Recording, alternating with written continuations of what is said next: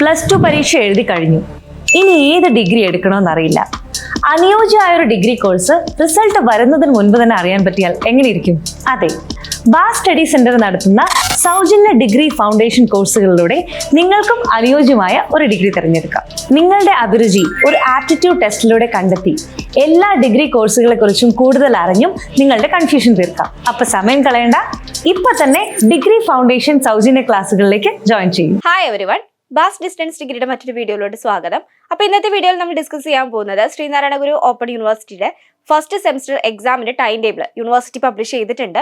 അപ്പോൾ ഏതൊക്കെ ദിവസങ്ങളിലാണ് എക്സാം വരുന്നത്, ഏത് ടൈമിലാണ് എക്സാം ഉണ്ടായിരിക്കുക എന്നുള്ള കാര്യങ്ങളാണ് ഇന്നത്തെ വീഡിയോയിലോട്ട് ഡിസ്കസ് ചെയ്യുന്നത്. അപ്പോൾ ഡീറ്റെയിൽ വീഡിയോയിലോട്ട് പോവാം.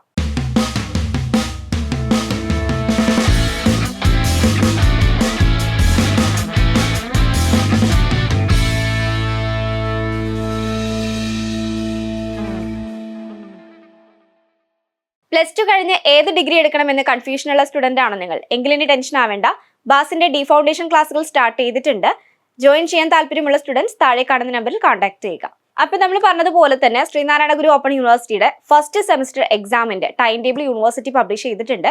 അപ്പൊ ഏതൊക്കെ ദിവസങ്ങളിലാണ് എക്സാം വരുന്നത്, അതുപോലുള്ള ഡീറ്റെയിൽ ആയിട്ടുള്ള കാര്യങ്ങളാണ് ഇന്നത്തെ വീഡിയോയിലൂടെ ഡിസ്കസ് ചെയ്യുന്നത്. അപ്പോൾ സോഷ്യോളജി എന്ന് പറയുന്ന പേപ്പറിൽ നമുക്ക് മെയിൻ ആയിട്ടും 4 സബ്ജക്റ്റ് ആണെന്ന് എല്ലാവർക്കും അറിയാം. കോമൺ പേപ്പേഴ്സ് ഇൻക്ലൂഡ് ചെയ്തിട്ട് 4 സബ്ജക്റ്റ് ആണ് നമുക്ക് മെയിൻ ആയിട്ട് വരുന്നത്. അപ്പോൾ ഈ ഒരു 4 സബ്ജക്റ്റും എക്സാം വരുന്ന ദിവസങ്ങൾ എന്ന് പറയുന്നത് ജൂൺ ജൂലൈ ടൈമിലാണ് എക്സാംസ് മെയിൻ ആയിട്ട് ഉണ്ടായിരിക്കുക. പക്ഷെ നമുക്ക് എന്താണെന്ന് വെച്ചിട്ടുണ്ടെങ്കിൽ നമുക്കിപ്പോൾ സാറ്റർഡേ സൺഡേ ദിവസങ്ങളിലാണ് എക്സാം മെയിൻ ആയിട്ട് നമുക്ക് വരുന്നത്. അപ്പോൾ ഏതൊക്കെ ദിവസങ്ങളിലാണ് എക്സാം വരുന്നത് എന്നുള്ളത്, അതായത് BA സോഷ്യോളജിയുടെ എക്സാം ഏതൊക്കെ ദിവസങ്ങളിലാണ് വരുന്നത് എന്നുള്ളത് കറക്റ്റ് ആയിട്ട് നമുക്കൊന്ന് ചെക്ക് ചെയ്യാം. ഓക്കെ, അപ്പം നമുക്ക് മെയിൻ ആയിട്ടും 27-ാം തീയതി തൊട്ടാണ് നമുക്ക് എക്സാം സ്റ്റാർട്ട് ചെയ്യുന്നത്. 27/6/2026 സാറ്റർഡേ ആണ് നമുക്ക് ദിവസം വരുന്നത്.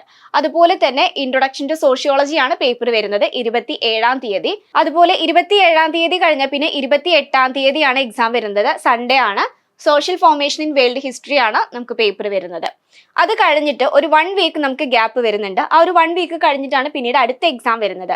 അതായത് 4/7/2026 ഇംഗ്ലീഷ് ഫോർ കമ്മ്യൂണിക്കേഷൻ എന്ന് പറയുന്ന പേപ്പർ എക്സാം നമുക്ക് വരുന്നത്. അതിനുശേഷം 5-ാം തീയതിയാണ്. ഓക്കെ, 4-ാം തീയതി സാറ്റർഡേ കഴിഞ്ഞതിന് ശേഷം 5-ാം തീയതി സൺഡേ ആണ് അടുത്ത എക്സാം വരുന്നത്. അതിൽ നമുക്ക് മൾട്ടി ഡിസിപ്ലിനറി കോഴ്സ് ആയിട്ടുള്ള ഹിസ്റ്റോറിക്കൽ ടൂറിസം ആണ് നമ്മളിവിടെ സജസ്റ്റ് ചെയ്തിട്ടുള്ള പേപ്പർ. അപ്പം ഹിസ്റ്റോറിക്കൽ ടൂറിസത്തിന്റെ എക്സാം വരുന്നത് 5/7/2026 അപ്പൊ ഇത്രയും കാര്യങ്ങളാണ് ഡീറ്റെയിൽ ആയിട്ട് വരുന്നത്. അപ്പൊ 27-ാം തീയതി നമുക്ക് എക്സാം സ്റ്റാർട്ട് ചെയ്ത് 5-ാം തീയതി നമുക്ക് എക്സാം അവസാനിക്കുന്ന രീതിയിലാണ് മെയിൻ ആയിട്ടും നമുക്കിപ്പോൾ ടൈം ടേബിൾ പബ്ലിഷ് ചെയ്തിട്ടുള്ളത് യൂണിവേഴ്സിറ്റി. അപ്പോൾ നിങ്ങൾക്ക് ഒരുപാട് ടൈം കിട്ടുന്നുണ്ട്, പഠിക്കാനുള്ള ടൈമും കാര്യങ്ങളൊക്കെ കിട്ടുന്നുണ്ട്. പിന്നെ മെയിനായിട്ട് സിമ്പിളായിട്ട് പറയുമ്പോൾ നമുക്ക് ആകെ 4 പേപ്പേഴ്സ് മാത്രമാണ് വരുന്നത്. സിമ്പിളായിട്ട് മാർക്ക് സ്കോർ ചെയ്യാൻ പറ്റുന്ന രീതിയിലുള്ള പേപ്പേഴ്സാണ്. അപ്പോൾ അതുകൊണ്ട് നിർബന്ധമായിട്ടും എല്ലാവരും റിവിഷനും കാര്യങ്ങളൊക്കെ സ്റ്റാർട്ട് ചെയ്യുക. ഇനിയുള്ള ടൈം എക്സാമിന് വേണ്ടി പ്രിപ്പയർ ചെയ്യുക. നല്ല മാർക്കോട് കൂടി തന്നെ പാസ്സാവാൻ വേണ്ടി ശ്രമിക്കാം. അതുപോലെ തന്നെ നമുക്കിപ്പോൾ ഏത് ഡേറ്റിലാണ് എക്സാം എന്നുള്ളത് കറക്റ്റായിട്ട് നമുക്ക് മനസ്സിലാക്കാൻ വേണ്ടി സാധിച്ചു. ഏത് പേപ്പർ ആണെന്നുള്ളതും പറഞ്ഞു.